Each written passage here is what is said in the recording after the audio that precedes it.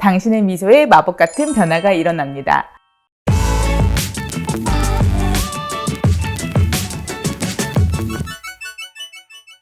안녕하세요. 오지교정TV 오지연 원장입니다. 오늘은 부종교합에 대해서 말씀을 드리려고 해요. 어머니들이 보통 아이들이 학교에서 부종교합이라고 진단을 받아오면 부종교합이 굉장히 큰 게 아닌가, 뭔가 심각한 병에 걸린 게 아닌가 이렇게 걱정하시는 경우들이 많이 있습니다.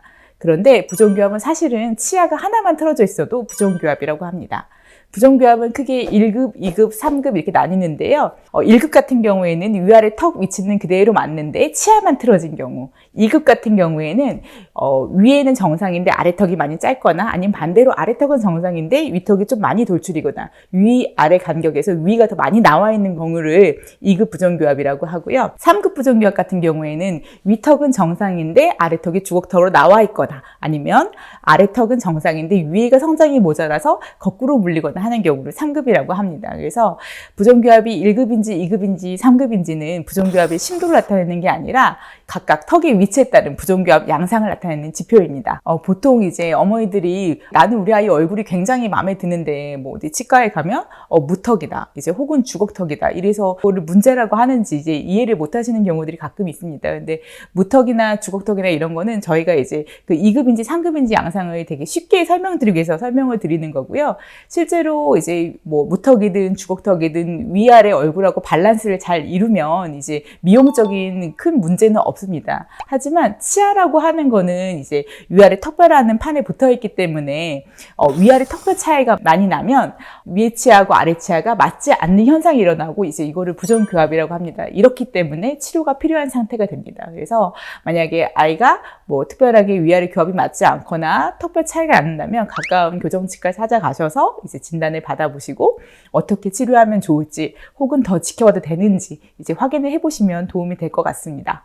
부종교합 같은 경우에는 이제 꼭 시기가 중요한 치료가 있고 아니면 시기가 중요하지 않은 치료가 있습니다. 그런데 이제 요거를 확인을 하려면 이제 가까운 치과에 가셔가지고 검진을 꼭 받으셔가지고 이게 기다려도 되는 상태인지는 꼭 확인하시는 게 도움이 될 것 같습니다. 그렇지 않으면 그냥 무작정 기다렸다가 이제 나중에 더 크게 안 좋게 되는 경우도 꽤 있기 때문에 치료를 할지 말지, 기다릴지 말지는 이제 검사를 한번 받아보시고 담당 교정과 선생님하고 이제 어떻게 기다리면서 체크할 건지를 좀 계획을 세우시면 이제 큰 문제가 없이 조금 치료 시기를 늦추거나 하실 수 있을 것 같습니다. 일단은 어머니들이 이제 가까운 교정병원에 예약을 잡으시고 이제 아이와 함께 내원을 하면 이제 교정과 의사가 간단하게 입안 검진하고 문진을 하게 됩니다. 그리고 나서 각각 그 부종교합 양상에 따른 치료 시기인지를 보고 혹시 이제 치료가 필요할 것 같은 시기라면은 정밀 검사라고 하는 걸 진행을 합니다. 그래서 정밀 검사라고 하는 거는 이제 눈으로 육안으로 보는 거 외에 다른 정보를 더 얻을 수 있는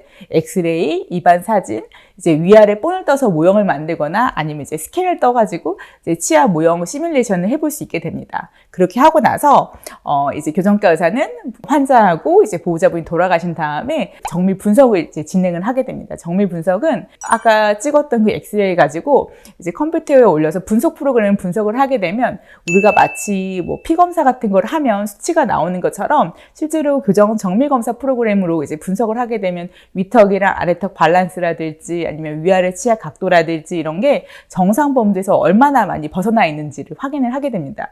그거를 보고 이제 각각 환자들의 부종교합 상태와 어떤 치료가 필요한지를 확인하게 되고요.